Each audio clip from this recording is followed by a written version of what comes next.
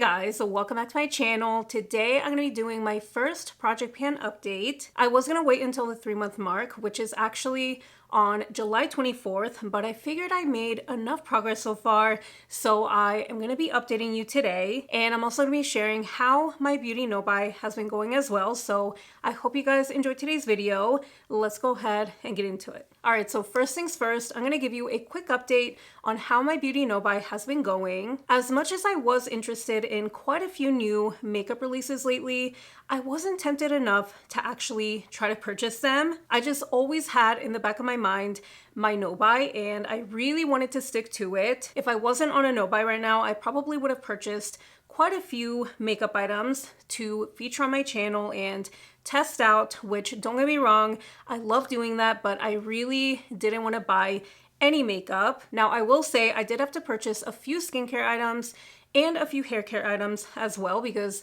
somehow I ran out of quite a few things kind of at the same time. So I did have to purchase some of those, but no makeup whatsoever. So I guess this has been mainly a makeup no buy. I know I had said I wasn't going to purchase any beauty items, but I'm pretty sure I brought up that I was going to let myself purchase whatever I needed as far as like skincare and hair care if I didn't have a backup. So that's what I ended up doing. I did purchase a couple of serums, a moisturizer, a sunscreen, and I'm trying to think of what else I had to purchase. I think it was a toner. And as far as hair care, I did have to get shampoo and conditioner. So those were the only things that I actually had to purchase because, once again, I didn't have any backups. I thought I was going to be way more tempted to purchase makeup at one point, especially in the beginning, because I did see a few new makeup releases that I was interested in. But once I looked at them and I tried to find something in my collection that was similar enough, I didn't really feel like purchasing it anymore. I wasn't going to purchase it in the first place, but a part of me felt like I was missing out.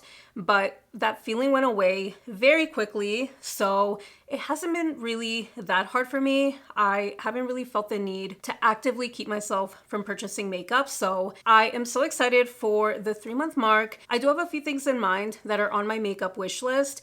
I actually made one on my notes app, so I'll probably be sharing that in a separate video. Let me know if you guys are interested. I made a list of all the things from Ulta and Sephora that I want to purchase once I'm done with my no-buy, but I'm also not gonna go crazy and buy every single thing on my wish list. Not only is that super expensive, but I really don't need all of those items.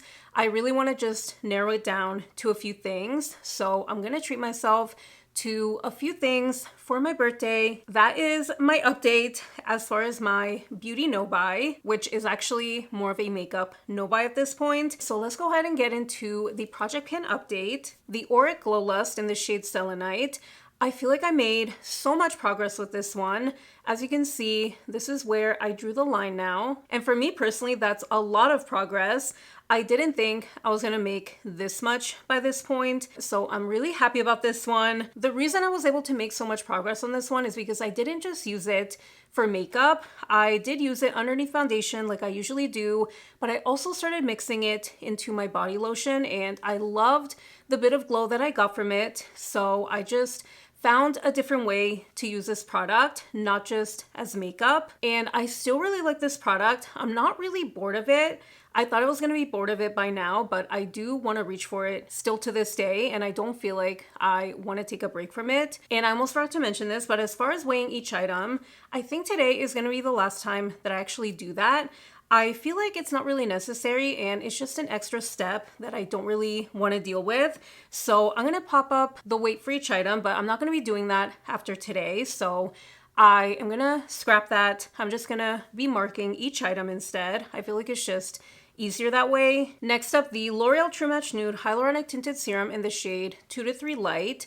This one I also made pretty good progress on, and I didn't think I was going to make this much, but this is where I'm at right now. I found myself using this one not only on its own, but I also mixed it into other foundations, which I really ended up enjoying. So today I mixed in 1 pump of this one into the Maybelline Up to 30 Hour Wear Lumi-Matte foundation, which that one on its own can be just a little bit too matte for me at times. So mixing in a pump of this one made it look more skin-like, and I really enjoyed the finish. I don't think I had mixed those two products together, but I ended up loving the finish on my skin, so I'm gonna keep doing that. So this one I really love on its own. I love mixing it into other foundations or skin tints because it doesn't have a lot of coverage, and I feel like it mixes in really nicely into a lot of different formulas. And I also really liked mixing in the e.l.f. bronzing drops into this one, specifically in the shade Pure Gold. That combo was also super pretty and very natural on the skin, and it did deepen it up a little bit because this one is starting to look just a little bit light on me because I have been out in the sun more often. I feel like I'm all over the place in this video. I keep forgetting to mention certain things as far as my tracking progress. So when it comes to usage, I did track my usage for every single item, even if my goal is to use it up completely. So for the Auric Glow Lust, I used it a total of 24 times, and the L'Oreal Tinted Serum I used 22 times. I'm really gonna try to mention my usage for each item from now on. So the NYX Bear With Me Concealer Serum, this one I have in the shade Beige. It might not look like I made that much progress, but I did use it 22 times in total, which for me is actually a lot. I did find myself wanting to do my makeup more than I used to, and not just because I had my project pan goals in mind. I genuinely wanted to do my makeup more often. I was in a bit of a makeup slump before I did my project pan, but I have been really into doing my makeup lately. I've been back to enjoying it a lot more than I ever have. But this concealer, even though I already loved it, I love it even more now. And especially because I started applying it differently. I recently started using a different technique to apply it, and I've been trying to do that with my other concealers as well, but I found that doing that with this one makes it look even prettier on the skin and a lot more natural. So I take my brush, specifically the one from BK Beauty. This is the A506 brush from the Angie Hunt Flashy collection.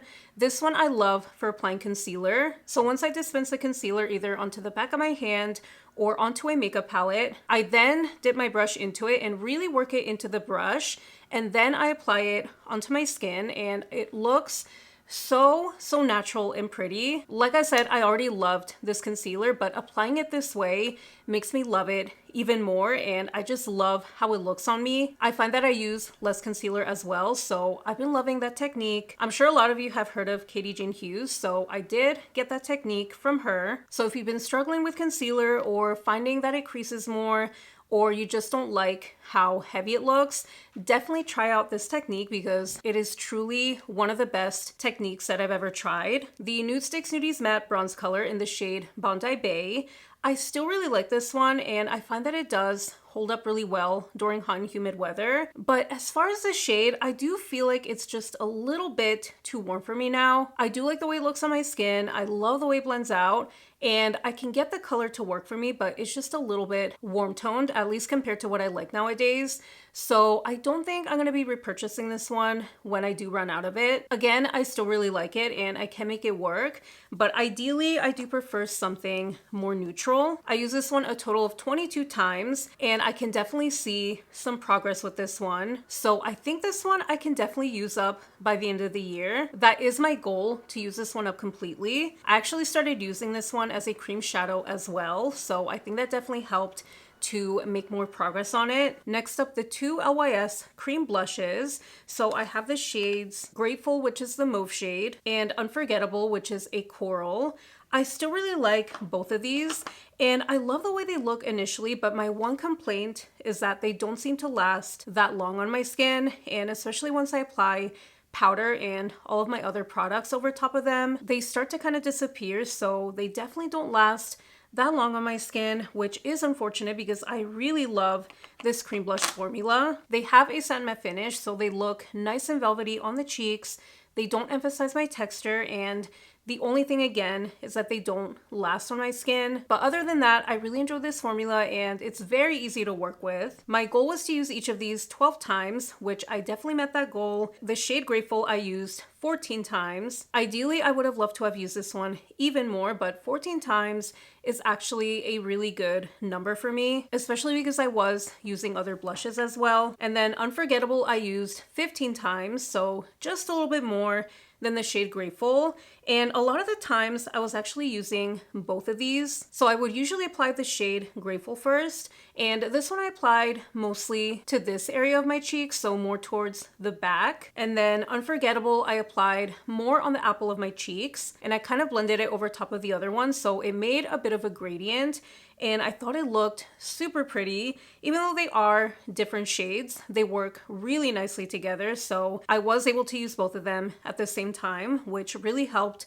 to meet my usage goal. So even though I did meet my goal for each of these, I'm gonna keep them in my project pan for now. I think I'm gonna up my goal for the next 3 months and maybe even try to hit pan on these. So I'll set a usage goal, but I'll also set more of a long-term goal to hit pan. So I'm thinking my goal for each of these is to use them 15 times each. The Beauty Bakerie Flower Setting Powder in the shade Eau Translucent. This one I used a total of 26 times, and I did make some pretty good progress, but it is kind of hard to tell. There wasn't that much powder left to begin with, but I did use quite a bit of it, especially considering that I did use other powders as well, not just this one for the past couple of months. But this one isn't quite as mattifying as some other setting powders in my collection, which during the summer, I do prefer something a little bit more mattifying, so this one isn't my favorite anymore. I do prefer some other ones in my collection, so I still enjoy it. I do want to use it up,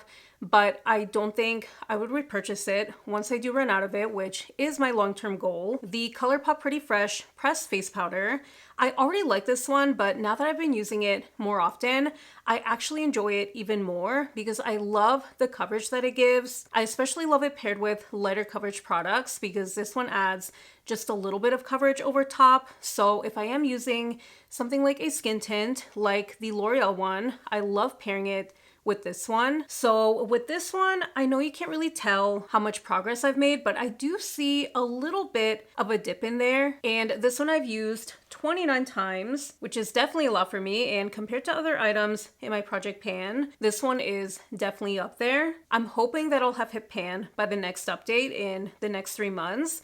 I feel like I could potentially do that. So I'm really gonna try to use this one even more. The Maybelline City Bronzer in the shade 200.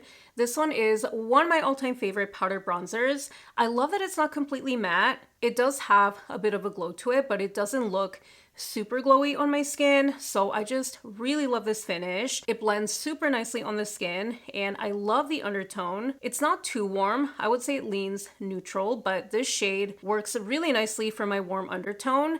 And I'm honestly surprised that I haven't hit pan on this one because I was using it a lot, and whenever I would use it, I did use quite a bit of product at a time, so I thought I was gonna hit pan by now, but maybe by the next check-in. I'm really hoping that I do hit pan, but I can definitely see more of the rings from the bottom of the pan. They are looking more obvious now. And this one I used a total of 29 times. The Bite Beauty Yaysayer Plumping Lip Gloss in the shade Cider Donut.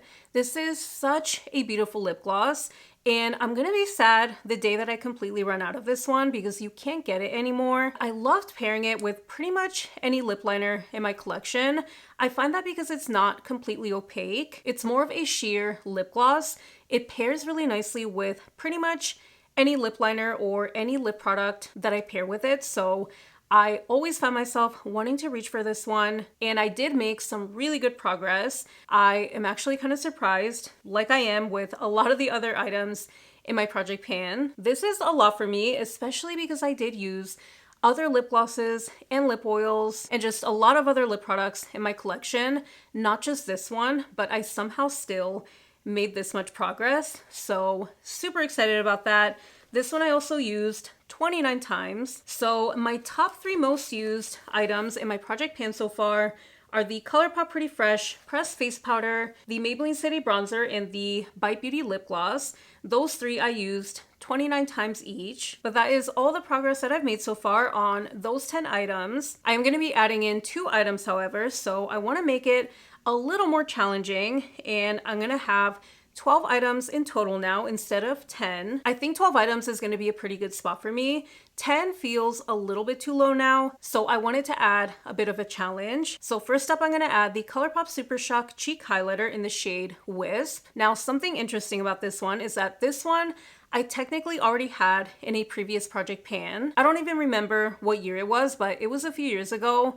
And this one was in that project pan, but I only did a couple of updates before giving up on it. I want to challenge myself and see if I can actually hit pan on this one because it is a highlighter and a little bit of product goes a long way, but I want to actually meet my goal even though it's several years later. So I'm reintroducing this one. I have no idea how long it's going to take me, but I'm going to track my usage.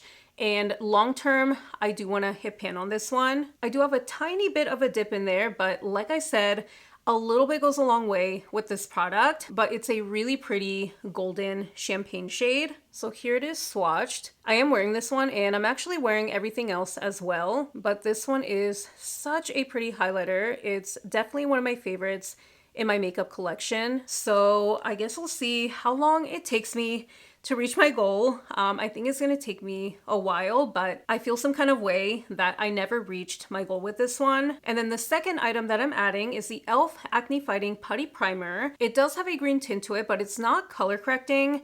And it does have salicylic acid, which is really good for acne prone skin. So lightly mattifying and really nice and smoothing on my skin. I am starting to see the bottom of the pan, so I'm almost gonna hit pan on this one, but I do want to use this one up completely, which I think I can do by the end of the year, especially if I really focus on using this one more often. All right, you guys, so that is it for my first project pan update. I really hope you guys enjoyed today's video. I had so much fun going through all of my items, taking pictures of all my progress. I've been really having fun with this project pan and I can't wait to see the progress that I make in the next few months. I feel like 3 months is a little bit too spaced out for me, so I'm thinking of doing them maybe every 2.5 months. Let me know what you guys think about that, but I hope you guys have a good one and I will see you in my next one. Bye!